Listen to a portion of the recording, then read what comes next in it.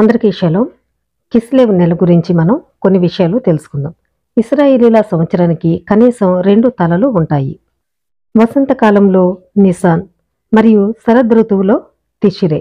Nissan నుండి లెక్కిస్తే ఇది 9వ నెల మరియు తిషిరే నుండి లెక్కిస్తే ఈ నెల 3వ నెల.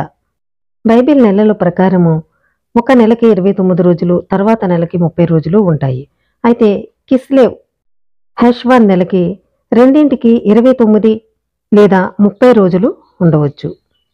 నోవాహు కాలంలో మహా జలప్రళయం యొక్క వర్షాలు హెష్వాన్ నెల 17వ తారీఖున ప్రారంభమై 40 రోజులు కురిశాయి. ఆ విధంగా కిస్లేవ్ 27వ తారీఖున ఈ వర్షాలు కురవడం ఆగిపోయింది. హెష్వాన్ 17వ తారీఖున వర్షాలు ప్రారంభమై కిస్లేవ్ 27వ తారీఖున వర్షాలు ముగిశాయి. అంటే మొత్తం 40 రోజులు వర్షం కురిసింది.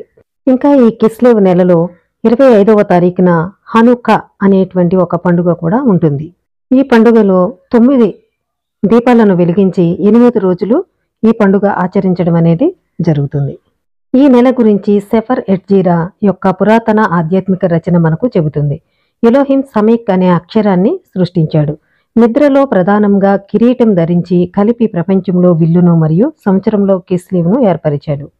మునుపటి నెల హెష్వాన్ కొరికే తేలుతో మరియు నోఫెల్ను సూచించే నూన్ అక్షరంతో సంబంధం కలిగి ఉంది. అంటే శరదృతువు. ఈ నెలలో మనం మద్దతు అనే అర్థం వచ్చే సమీక్ అనే అక్షరంతో ఉద్ధరించబడతాము. సెఫర్ ఎట్జీరాలో గుర్తించినట్లుగా ఈ నెల హిబ్రూ సంకేతం మజెల్, విల్లు అంటే కెషెట్.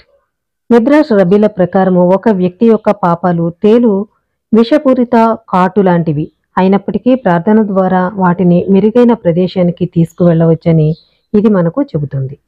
కొందరు ఈ విల్లును జలప్రళయం తర్వాత నోవాహుకు చూపించిన ఇంద్రధనస్సుతో అనుసంధానిస్తారు.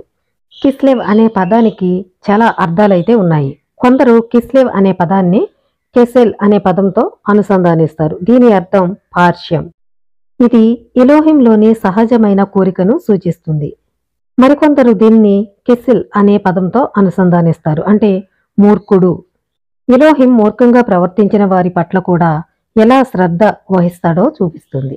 అంటే ఈ యొక్క పదానికి 2 విధాలుగా అర్థాలు చెప్పడం కూడా జరిగింది.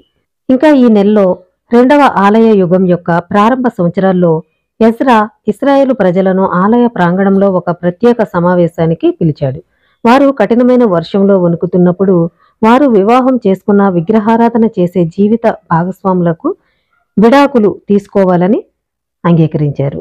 మిష్కాన్ అంటే గుడారము నిర్మాణం ఈ నెలలోనే పూర్తయిందని రబ్బీలు చెప్పడం కూడా జరుగుతుంది. అయితే ఇస్సాకు జన్మించిన వసంతకాలపు నీసాన్ నెల వరకు మోషే ప్రారంభోత్సవాన్ని ఆలస్యం చేశాడు అని కూడా చెప్పడం జరుగుతుంది. దాదాపు 1000 సంవత్సరాల తర్వాత హానుకా సంఘటనల సమయంలో కిస్లేవ్ 25న ఆలయం పునర్ప్రతిష్ఠింపబడినప్పుడు కిస్లేవ్కు ప్రతిఫలం లభించింది.